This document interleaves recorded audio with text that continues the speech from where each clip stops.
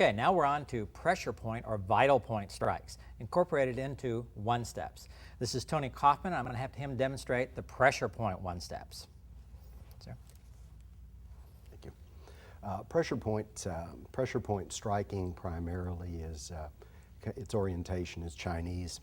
What you will notice in a lot of these techniques is the energy transmission, the difference in weapons, the difference in targeting, and it has an emphasis on targeting and an emphasis on distancing. The difference in regard to these strikes, in contrast to normal fighting techniques, is we will be using the two knuckles of the thumb.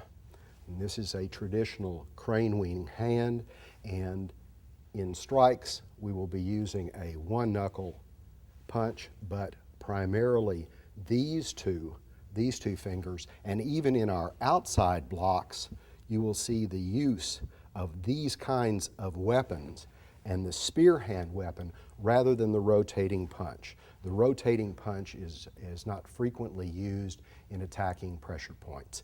So let's try some techniques and see if we can show some of the strikes from one-steps.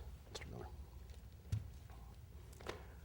The first technique, which is what you see commonly in kata, and kata is the basis for learning or remembering pressure point strikes, and something that is repeated constantly in kata is just this kind of simple move, where you move here and you move here.